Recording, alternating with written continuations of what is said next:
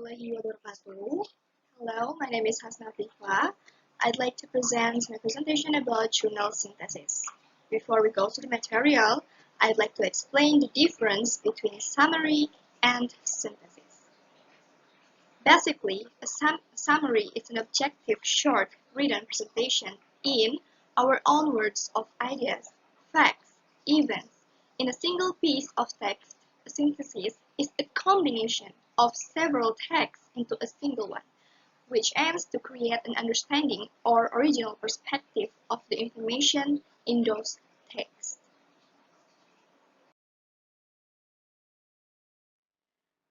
Okay, so there are 3 points that I will explain. The first point is key points, synthesize results, and the last is review.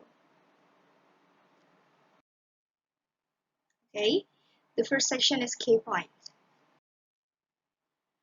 The article title is a study of the TPR method in the teaching of English to primary school students.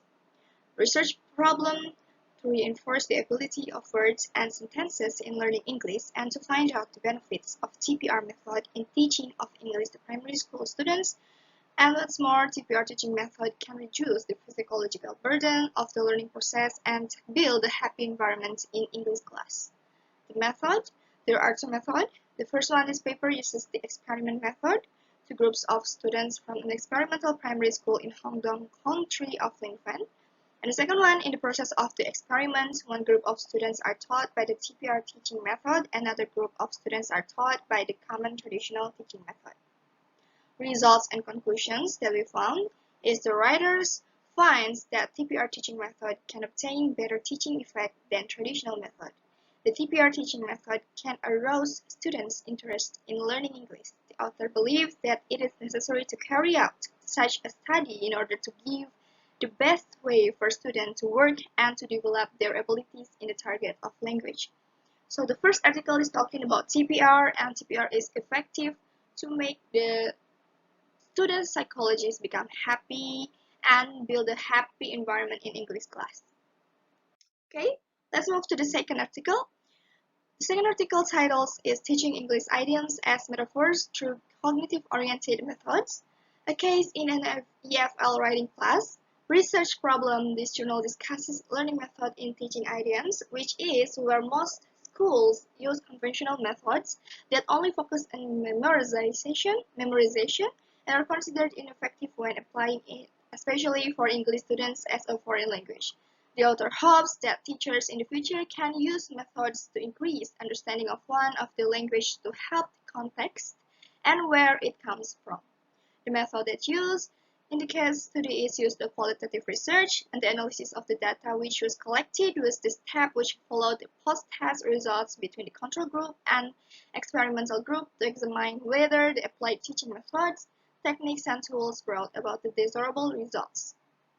And the final step was taking informed action. The research needed to take specific steps to avoid students' past mistakes, such as alerting the teaching method and techniques. Okay, the results and conclusion. To bridge the gap between idioms and conceptual metaphors caused by cross-cultural differences, and this study suggests a teaching method by incorporating the idea of metaphoric mappings, and results show that the students increased frequencies of using not only common idiomatic expressions but also creative analogies, and comprising vivid images based on the conceptual metaphors thought. Okay, and additionally, they used L2 expressions whose conceptual metaphors also existed in L1 more often than expressions whose conceptual metaphors were exclusive in L2. Such findings affirm the importance of culture and provide valuable insights to EFL teachers in adopting cognitive-oriented methods to teach English idioms. Next article is Strength and Weakness of Self-Regulated Learning through Q2 Indonesian EFL Students' Perceptions. Research problem. In this research, the aims are to determine the perception of EFL students and the strengths and weakness of self-regulated learning use YouTube. The method used by the writer is qualitative with a descriptive case study design. The collected and described the data from questionnaires and interviews about this topic. The results in this research show the positive perception of students towards the FL students self-regulated learning using YouTube. And the article that we're going to discuss is Teaching English to Children, a unique challenging experience for teaching and effective teaching ideas. Research problem that we found is the present paper deals with the following subjects. First, what are the principles of teaching English to children? What are the characteristics of a language teacher? Why do we teach children a foreign language? Teacher social and psychological preparation, the emotional and physical aspects of young learners, the teacher's main roles in class, a review of TPR, and finally some practical tips and teaching techniques for beginner teachers of English language. The method of this paper is qualitative research. Results and conclusions from the research that has been done, it can be concluded that learning English in CECB still has many obstacles, both from students, administrators, or his tutor.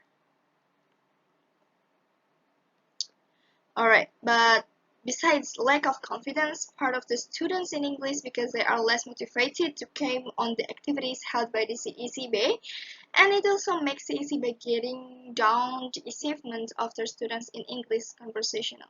From the research that has been done, it can be concluded that learning English in CECB still has many obstacles. So that because they feel less in terms of communicating in English. Okay, the second point is synthesize results. Things that are relevant, fundamental purposes or problem in the four articles. The four articles above have the same goal, that is to find out what learning and teaching methods are effective for certain fields, for example, YouTube learning to train speaking and listening. In addition, TPR is used for interactive learning in the classroom. Then there are also cognitive methods for English writing skills, and also the last one is communicative method. Okay, part of articles that discuss and research the same problems. In these four articles, the main problem is to discuss effective learning methods, and in accordance with their respective learning goals, the existence of some of this learning method is so that the learning done doesn't feel boring. Analysis mapping, the method used in these four articles in the qualitative method of research. Qualitative research methods are used by collecting data that shows the importance of depth and detail of the data studied. In the study also conducted several observations and experiments to collect data, where this experiment was conducted on students who participated in English learning in the classroom. And results and conclusions. In conclusions, learning and teaching English can be done with various methods, namely TPR using YouTube, cognitive method, and communication method. The TPR teaching can arouse students' interest in learning English to work and to develop their abilities in the target language. Moreover, cognitive method to bridge the gap between idioms and conceptual metaphors caused by cross-cultural differences. This study also suggests a teaching method by incorporating the idea of metaphoric mappings. On the other side, there is self-regulated through YouTube, and then the positive perception of students towards EFL students self-regulated learning with the communication method can help students to practice their ability to speak English effectively and according to grammar. Okay, and the review. Method is one of important aspect in learning English. The other important aspect is the willingness to learn and the quality of the student. While the method merely as a tool, only furthermore feedback from other participants can be instantaneous if the language used is considered inappropriate, since it may affect the effective performance of role.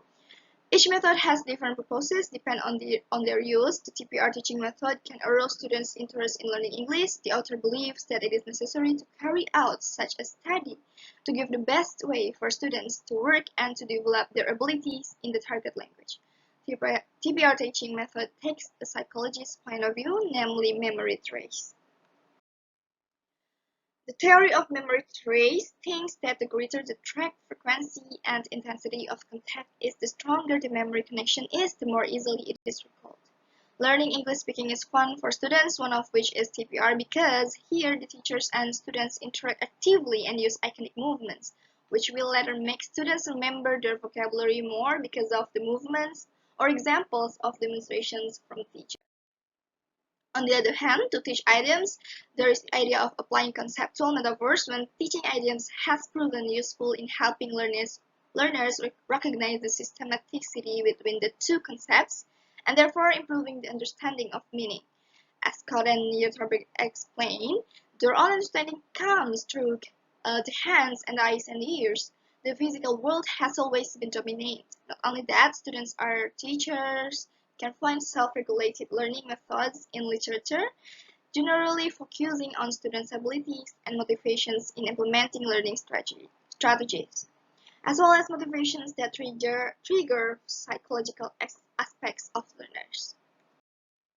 Okay, so that's all from me. Thank you very much for having my presentation.